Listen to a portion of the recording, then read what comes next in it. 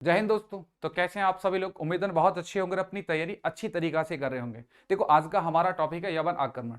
भारत पर हमला करने वाले दूसरे विदेशी आक्रांता यवन थे। और भारत पर सर्वप्रथम किन विदेशी आक्रांताओं के द्वारा आक्रमण किया गया तो वो यूनानी थे। और यूनानी आक्रांता कौन था जिसने भारत पर सर्वप्रथम विदेशी हमला किया? वो अलेक्जेंडर था, जिसे भारत की सरजमी पर सिकंदर के नाम से जाना गया। सिकंदर के बाद भारत की सरजमी पर विदेशी ताकत के रूप में यवनों के द्वारा हमला किया गया। और यवन की किस शाखा ने भारत पर हमला किया? बैक्ट्रियन शाखा के द्वारा भारत पर हमला किया गया, जो यवनों की उस समय एक शाखा हुआ करती थी। हम बात करेंगे यवन आक्रमण के बारे में। देखो, जब यवन आक्रमण की बात की जाती है तो यवनों के जो तालुका संबंध नजर आते हैं वो सीरिया से आते हैं। यानी यवन एक समय पर सीरिया के क्षेत्र से ही जुड़ा हुआ भाग था। देखो, सीरिया में एक समय पर सेल्यूकस निकेटर के द्वारा शासन किया गया और सेल्यूकस निकेटर को यूनानी आक्रांता अलेक्जेंडर के द्वारा अपना गुलाम बनाया गया। और सेल्यूकस निकेटर अलेक्जेंडर के साथ गुलाम के रूप में भारत भी आया था और बाद में वो भारत से वापस लौट के भी गया। अलेक्जेंडर की मृत्यु हो गई और उसकी मृत्यु होने के बाद सेल्यूकस निकेटर सीरिया का राजा बन बैठा। और बाद में सीरिया के राजा सेल्यूकस निकेटर का युद्ध मगध के राजा चंद्रगुप्त मौर्य के साथ भी नजर आता है, जिसमें चंद्रगुप्त मौर्य सीरिया के राजा सेल्यूकस निकेटर को पराजित करता है। और बाद में सेल्यूकस निकेटर अपनी पुत्री का विवाह, हेलिना का विवाह चंद्रगुप्त मौर्य के साथ करता है। देखो, सेल्यूकस निकेटर की सीरिया में मृत्यु होने के बाद जो सीरिया का उत्तराधिकारी हुआ, जो सीरिया का अगला राजा हुआ, वो एंटियोकस प्रथम था। और 261 ईसा पूर्व से 241 ईसा पूर्व तक इसके द्वारा शासन किया गया। जिस समय सीरिया का राजा एंटियोकस प्रथम था, उस समय सीरिया के अंदर दो बहुत मुख्य प्रांत थे जो बहुत महत्वपूर्ण प्रांत थे उस समय पर। एक पार्थियन प्रांत था और दूसरा बैक्ट्रियन प्रांत था। एंटियोकस प्रथम की मृत्यु होने के बाद एंटियोकस द्वितीय और एंटियोकस तृतीय नाम का एक राजा हुआ। और एंटियोकस तृतीय के शासनकाल में सीरिया के अंदर विद्रोह शुरू हुए और उस विद्रोह में ये दो प्रांत स्वतंत्र हो गए, यानी पार्थियन शाखा और बैक्ट्रियन शाखा। यानी बैक्ट्रियन शाखा जो बाद में यवनों के रूप में जानी गई और जिसके द्वारा भारत पर सर्वप्रथम हमले किए गए, वो शाखा कहां से संबंधित थी? सीरिया से ही संबंधित थी। और यूरोप की तरफ यवनों की जिस शाखा ने हमला किया उसे पार्थियन शाखा के नाम से जाना गया। देखो, सीरिया का राजा इस समय पर एंटियोकस तृतीय था, जिसके शासनकाल में यहाँ पे विद्रोह हुए।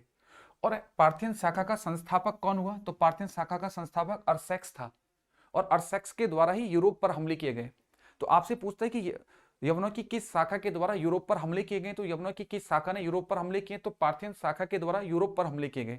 और उस शाखा का अनुयायी कौन था जिसने इस शाखा को स्वतंत्र किया और यूरोप पर हमले किए? तो वो अरसेक्स था, जिसके द्वारा यूरोप पर हमले किए गए।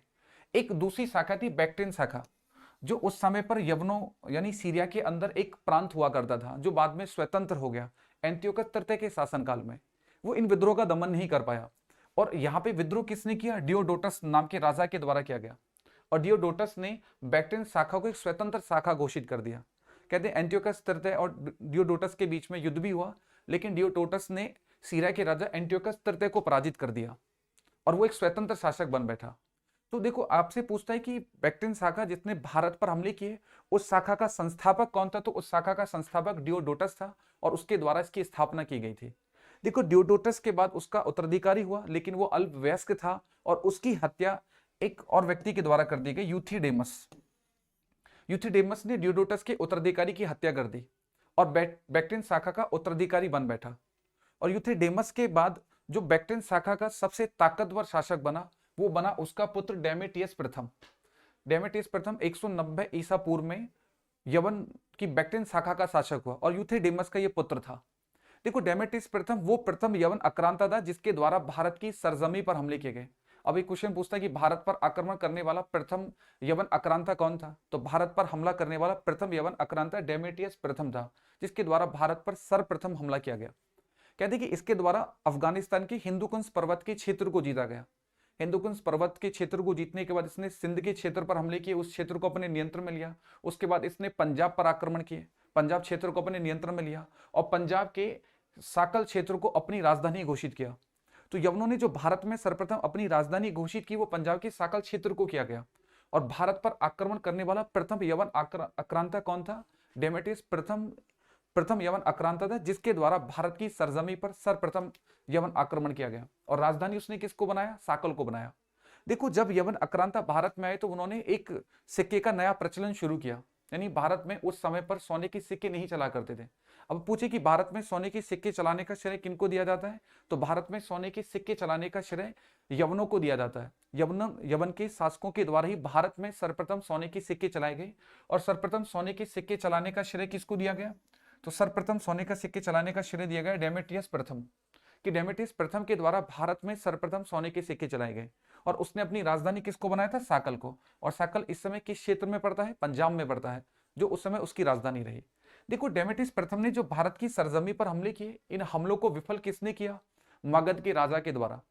देखो जिस समय यवनों के द्वारा भारत पर हमला किया गया, तो उस समय भारत की सबसे बड़ी ताकत मगध थी। और मगध पर उस समय जो शासन था पुष्यमित्र शुंग का शासन था। और पुष्यमित्र शुंग के पुत्र अग्निमित्र के द्वारा यवन सेनाओं को पराजित किया गया। कहते कि डेमेट्रियस प्रथम सिंध, बलूचिस्तान और पंजाब के क्षेत्र को जीतते जीतते वो पाटलिपुत्र तक पहुंच गया, जो उस समय मगध की राजधानी थी। और मगध के राजा पुष्यमित्र शुंग के पुत्र अग्निमित्र ने बाद में यवनों के खिलाफ नेतृत्व संभाला। और यवनों को पराजित करते करते वो सिंध तक खदेड़ आया, यानी उसने पंजाब तक उन्हें खदेड़ दिया। और यवनों को पराजित करने वाला शासक कौन हुआ, पुष्यमित्र शुंग हुआ, जिसके नेतृत्व में उसके पुत्र ने यवनों की सेना को पराजित किया। तो यवनों ने जब भारत पर हमला किया तो उस समय मगध पर किस वंश का शासन था, तो शुंग वंश का शासन था उस समय पर, जिस समय यवनों के द्वारा मगध पर हमला किया गया। और यवन आक्रमण को भारत से विफल किसने किया, शुंग वंश के उत्तराधिकारियों के द्वारा उसको विफल किया गया। और वो शासक कौन था, अग्निमित्र था, जिसने यवन आक्रमण को विफल किया। देखो कहते हैं कि जिस समय डेमेट्रियस प्रथम भारत में शासन कर रहा था, इसकी अनुपस्थिति पर सीरिया के अंदर विद्रोह हो गया। और इस विद्रोह की सूचना इसको दी गई। अब जैसे डेमेट्रियस प्रथम को इस विद्रोह के बारे में पता चला कि विद्रोह किस व्यक्ति ने किया, तो वो कौन था, जो उसकी अनुपस्थिति में सीरिया के अंदर विद्रोह करता, यूक्रेटाइडिस नाम का एक व्यक्ति सीरिया में विद्रोह कर देता है डेमेट्रियस प्रथम की अनुपस्थिति होने पर। बाद में सीरिया से उसे उसके अधिकारियों के द्वारा संदेश भेजा जाता है कि आपकी अनुपस्थिति पर आपके प्रांत में विद्रोह कर दिया गया है यूक्रेटाइडिस के द्वारा सत्ता को पाने के लिए। जैसे डेमेट्रियस प्रथम को समाचार मिलता है, वो तुरंत भारत से यवन की तरफ चल देता है, यानी सीरिया की तरफ चल देता है।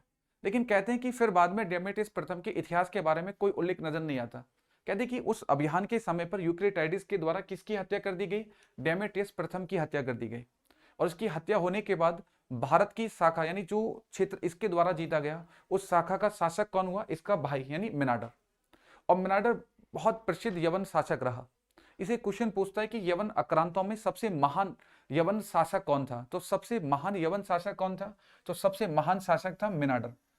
देखो बौद्ध धर्म में इसे मिलिंद के नाम से जाना गया है, यानी मिनाडर के द्वारा भारत में बौद्ध धर्म को अपनाया गया। तो वो किस धर्म का अनुयायी हो गया, बौद्ध धर्म का अनुयायी हो गया।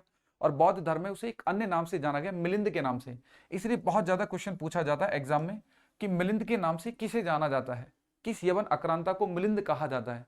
तो किस यवन आक्रांता को मिलिंद कहते हैं, तो मिनाडर को मिलिंद के नाम से जाना जाता है। और मिनाडर की भी इस समय राजधानी क्या थी, साकल। लेकिन कहते हैं कि साकल इस समय एक शिक्षा का केंद्र थी, एक बहुत प्रसिद्ध शिक्षा का केंद्र बन चुकी थी। जैसे एक समय पर तक्षशिला का अपना महत्व हुआ करता था, ऐसा ही एक महत्व किसने स्थापित कर दिया अपने शासनकाल में, मिनाडर के द्वारा किया गया। और उसकी राजधानी एक शिक्षा का प्रसिद्ध केंद्र हुई और बौद्ध धर्म में मिलिंद के नाम से जाना गया। और एक पुस्तक भी लिखी थी नागसेन के द्वारा, और वो पुस्तक क्या थी, मिलिंद पन्हो। देखो मिलिंद पन्हो पुस्तक में नागसेन और मिनाडर के बीच में बौद्ध धर्म पर वाद संवाद होता है। और उस वाद संवाद के बारे में नागसेन के द्वारा इस पुस्तक में लिखा गया, मिलिंद पन्हो पुस्तक। और इसी पुस्तक में उसने मिनाडर का नाम क्या लिखा, मिलिंद लिखा। इसलिए इसे एक अन्य नाम से भी जाना गया, मिलिंद के नाम से। और बौद्ध धर्म में इसका क्या नाम नजर आया, मिलिंद नाम नजर आया। ठीक है, देखो मिनाडर के बाद जो अंतिम यवन शासक रहा उसे हेलोक्लीज कहा जाता है, कि हेलोक्लीज अंतिम यवन शासक था। और बाद में यवनों का अंत किसने कर दिया, शकों के द्वारा यवनों का अंत कर दिया गया। और यवनों से सत्ता को किसने प्राप्त किया, शकों ने। तो यवन के बाद अगर भारत पर किसी विदेशी ताकत ने आक्रमण किया तो शकों के द्वारा किया गया। शकों के बाद पल्लवों के द्वारा भारत पर आक्रमण हुआ। पल्लवों के बाद भारत पर हुर जाति के द्वारा आक्रमण किया गया। फिर उसके बाद अलग अलग समय पर अलग अलग विदेशी आक्रांता भारत की सरजमी पर आक्रमण करने के लिए आते रहे। ठीक है, आज की क्लास में इतना ही, अगली बात करेंगे नेक्स्ट टॉपिक पर।